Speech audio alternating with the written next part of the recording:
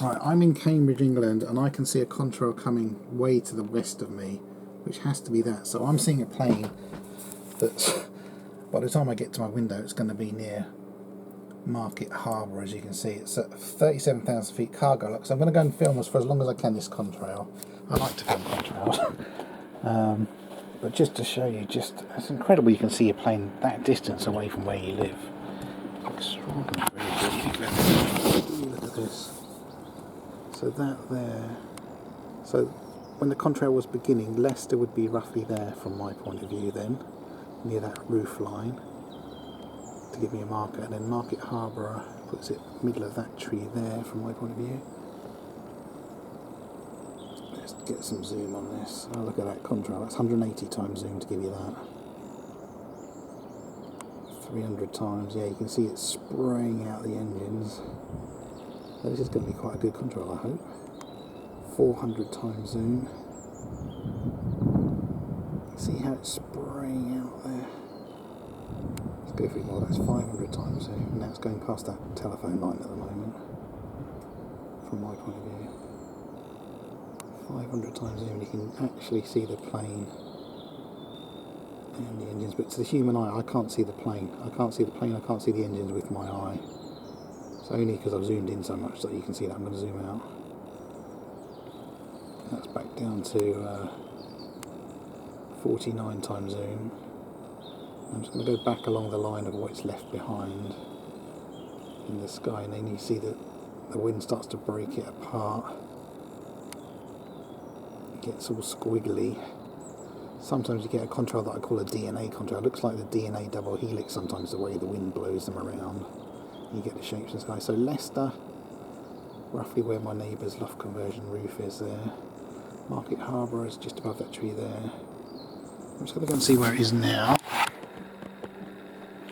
That's just amazing that you can see a plane from that distance. So, perfect. So it's gone past Kettering. Now, Kettering, there's no other like famous places you really have heard of. So it's north of Wellingborough. Probably heard of that. It's heading towards Grafham Water. It's about to go over that road there. So it's right near Wellingborough at the moment, northeast of Wellingborough at 37,000 feet.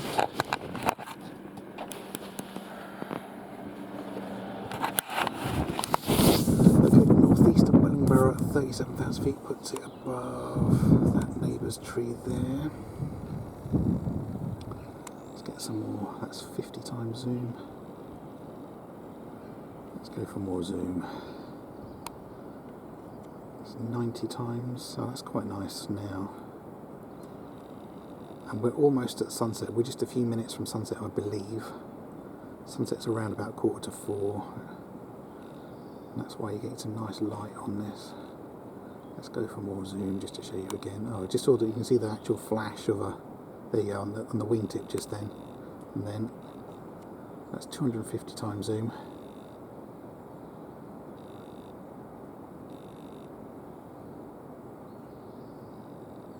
If I stop from it, you can see how the 4 become 2. At times it looks like it's merging into just 1, but then you get these 2 thick. Even though there's 4 engines, you end up with these 2 thick. There you go. That's kind of what I'd start to call a DNA double helix contrail. When they start to do that, when they start to pinch together, it's not quite as good as some of the ones I've filmed, but look how many miles that's going on for in the sky. Oh, there we go. That's more like what I call a DNA double helix contrail. And then the wind's blown that really apart at that point. Just look how far this... I'll actually measure it later. Show you how many miles long this contrail is left in the sky. So that right there is... That's about Leicester, as I said before. Look at this. Oh yeah, wow. Now we're starting to get something. So again, 52 times zoom.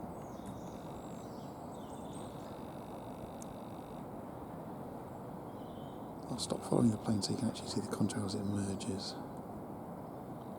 It's getting much closer to me now, towards Bedford I would say. I'm just going to show you, there's a nice bit of contrail where it's being pinched together by the wind. You're about to see now, look at that. Again, that's what I'd call the DNA double helix contrail.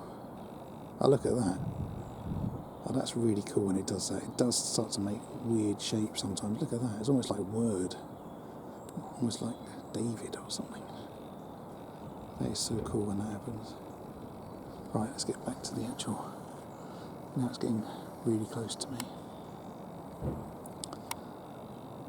So, 50 odd time zoom.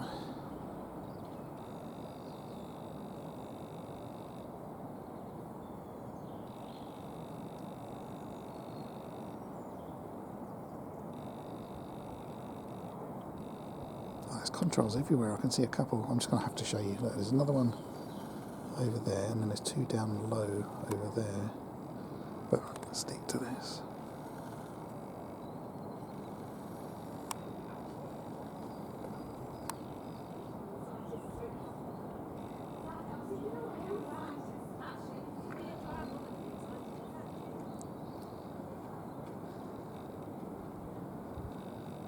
Okay, I'm only going to get a few more seconds of this, so that's 70 times zoom. And it's about, so I'm actually going to go and film this from the back of my house as well, so I can see. Right, so I've lost it at that point. I'm just going to have to film this contrail just so you can see where it's left in the sky. Almost a perfect straight line for the first few miles. And then you'll get to see this, what I call the DNA double helix contrail. Look at that. See how it gets pinched together in waves? It's almost like a code, like a pattern, and then you get these shapes that are left behind. Dot, dot, dot, dot, dot. It's quite extraordinary sometimes, and then you get these tiny, tiny little specks left. And then there's that big, thick bit again, all the way back to Leicester. Okay, let's quickly show you on a, where it is now. So, it's now past south of Grafton Water, south of Cambridge, just north of there, so it's now just south of Saffron Walden. So let's carry on filming this. Let's see how long we can film this for. Sometimes I've filmed planes from where I am in the Cambridge area until they're right off the coast of Kent. It's extraordinary how far you go. I think the most I've ever seen is about a plane about 90 miles away. Okay, so give me a second. Right, there we go. So, Saffron Walden puts it where this ash tree is. Unfortunately, let's just get this. Get as much as I can. So from the other side of my roof, again, you're getting DNA double helix contrail. And then from my point of view, it's now going to be behind a trees at that point, which is going to make it hard to see, but let's just, yeah, I know for a fact that where I'm pointing, I filmed a plane go over there once until it got really low on the horizon that way, and I was looking at it on my radar sight, and that was almost 90 miles away off the coast of Kent over that way. I'm not going to bother filming this anymore because of all those trees. But hope you've enjoyed that.